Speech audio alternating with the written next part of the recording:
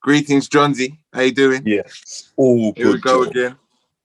Here we go again, man. And thankfully, here we go again, because we didn't think it was going to happen, right? You know what? We can't take anything for granted. And, you know, it's interesting. And even as we do this, I'm praying that there's no more disruptions that impact upon Breakin Convention, which is what we're here to talk about over the next few minutes. It's more lockdown at the moment, November.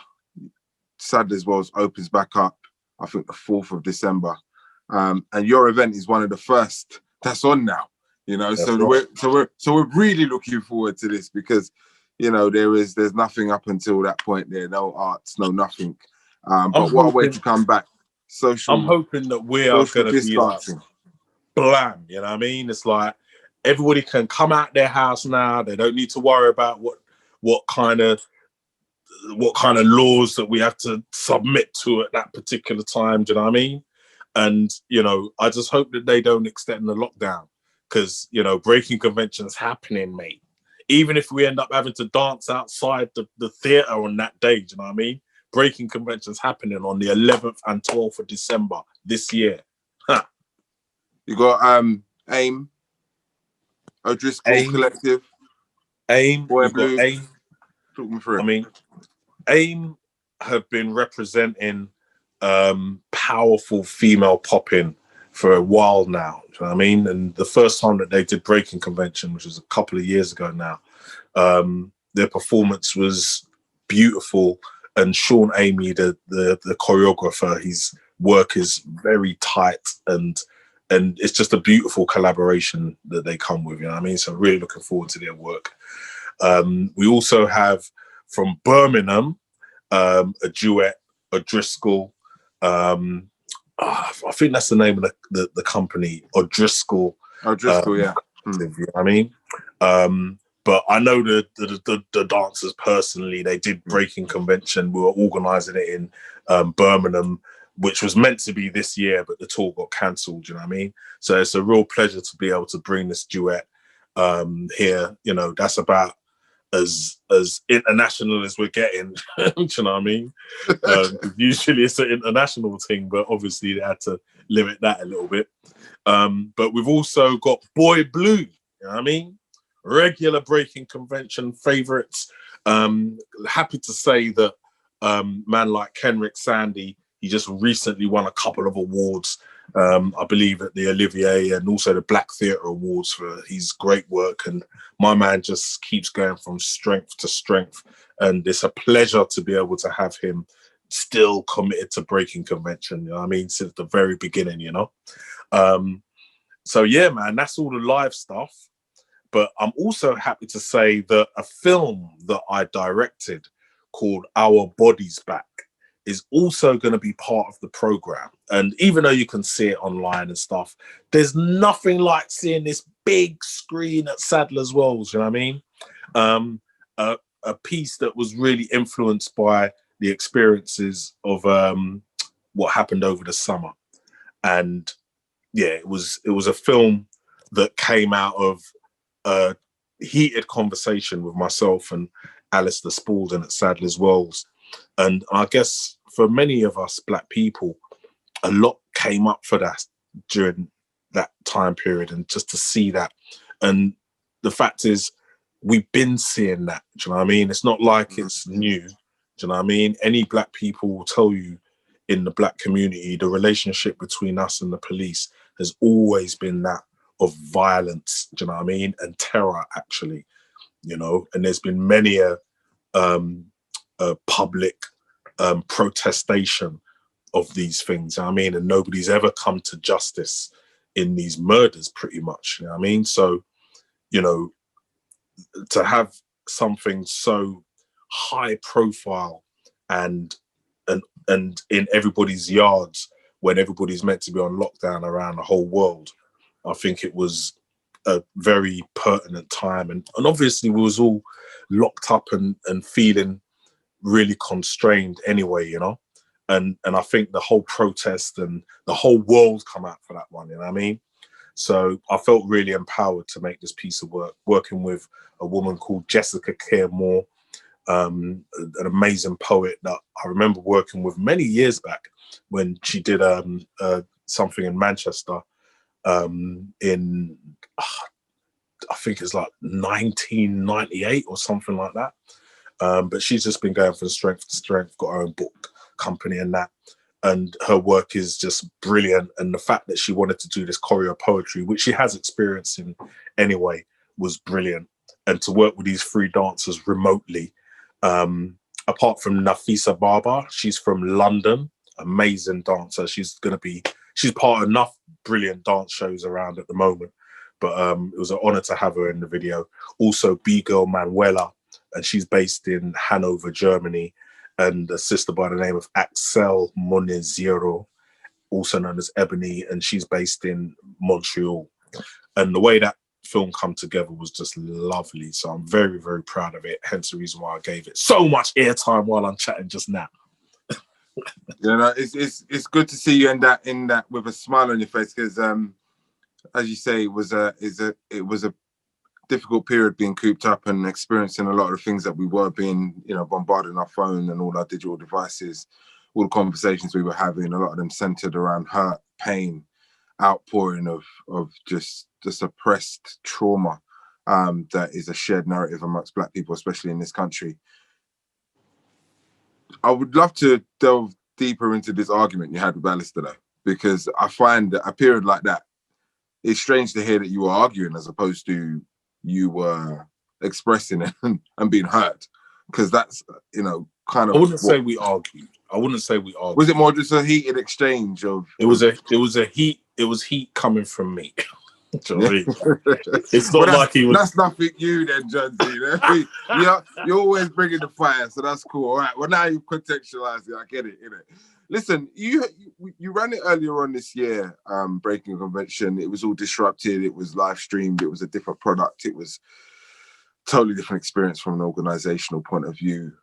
Have you learned from that this time around? Is that why we scaled back and talk about that experience versus what's coming in December?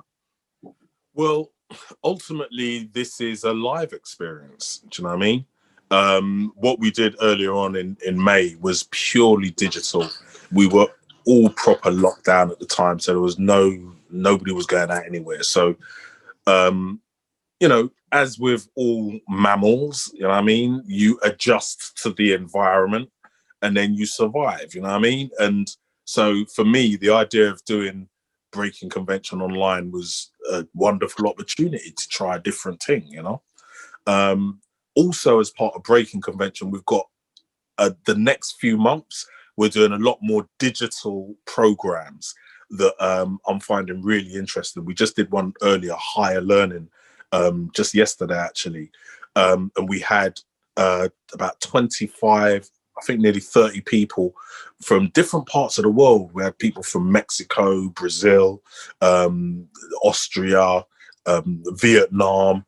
And actually, there is something else that we can do in this situation. You know what I mean? Which is still creative. We still connect, and we can still express. You know what I mean? So excited about that. But in relation to Breakin Convention December, it's different because it's live.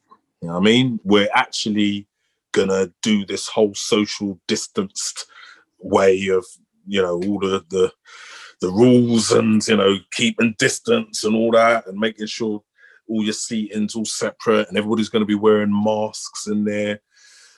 I mean, it sounds horrible on one level, but we'll bring the fire.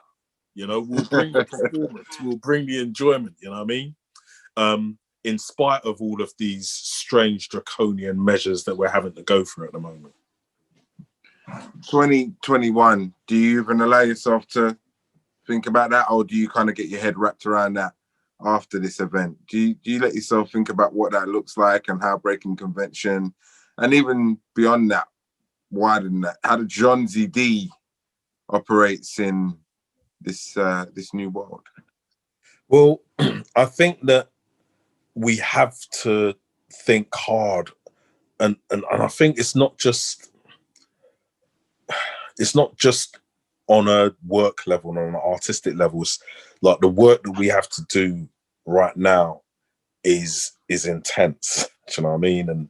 And we have to mobilize, and we have to find a way, especially as an artist, to get our message out politically, because I think that it feels like, to express right now, it feels as though we're all in silos, and I think we just need a bit more of a broader debate about everything right now, and I think art is central to that. I'm part of this movement called Art Cry, which is this fund which we've basically a woman from Improbable Theatre called Catherine, and Alistair Spalding at Sadlers Wells, myself, a woman called Susanna Lane, a cultural critic.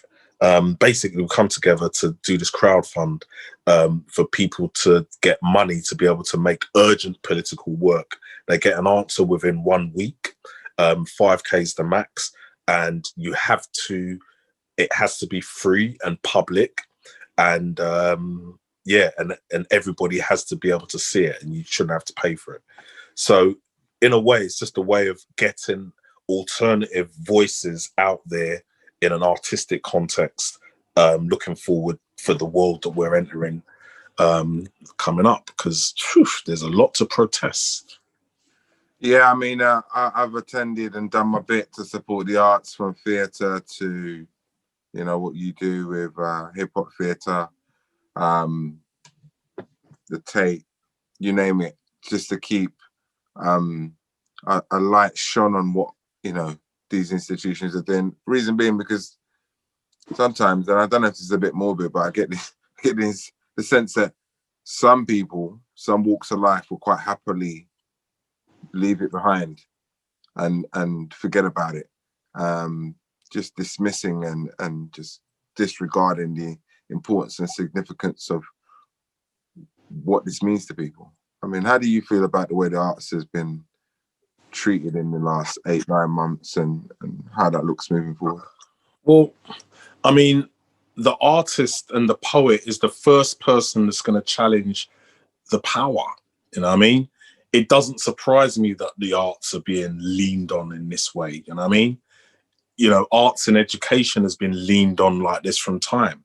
And ultimately, I feel that what's happening in society is about suppressing people's will to just have different opinions about stuff. And I think art allows us to be able to explore different ideas and to express different things, be they personal, be they global, be they political, whatever, you know what I mean? And to not be able to have that expression, I think is dangerous for the human body even, you know what I mean? I think all of this is about health, you know, it's about mental health, it's about physical health. The arts are there to support all of these aspects about us. You know, during the lockdown, you know, who wasn't watching TV? Do you know what I mean? Who wasn't, you know, watching dance on TikTok? You know, the arts are here for when we have nothing else. Do you know what I mean? This month alone, the arts is going to be crucial for people's sanity while they're in lockdown. You know what I mean? So, yeah, I'm really annoyed at the way the arts have been dealt with, but I'm not surprised. You know what I mean? I think what's most important is that artists realize it's not something that you retrain for. You know what I mean? It's your calling, you know? You're always going to be that artist, and long may you, should you be that, you know? Obviously, we've got to earn our P's and make a little bit of money. But I believe that there will be a different economy that will come from the arts, you know, that we have to adjust to. But, you know, I mean, my heart goes out to a lot of the freelancers out there, you know what I mean, who aren't lucky enough to be part of an institution. Like, for example, myself at Sadlers Wells, you know, we're on furlough and stuff. But, you know, most of the lifeblood of this culture is independent artists, you know. So we have to find ways to support them at this time. And as I said, we've got a few programs coming up. They're free professional development programs, and we're going to have some little mini commissions coming up early next year. But watch this space, you'll hear about that coming up. social distancing December 11th and 12th at Sadlers Wells. Obviously, because of the reduced capacity within the venue, we're advising, imploring even people to go and get their tickets nice and early. Tickets selling fast, brethren. They always do. They always do. So yeah, people go and get your tickets nice and early. Is it going to be filmed or anything like that, Jonzi? Yeah, it's going to be filmed, but it's not going to be live streamed. Right. And we might just show little bits because, you know, that whole thing with music rights and all that. Oh yeah.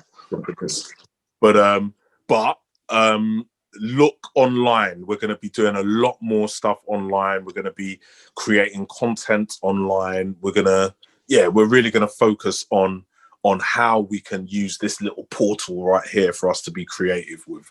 You know what I mean? Thanks for your time, though. Appreciate it, sir. Blessed.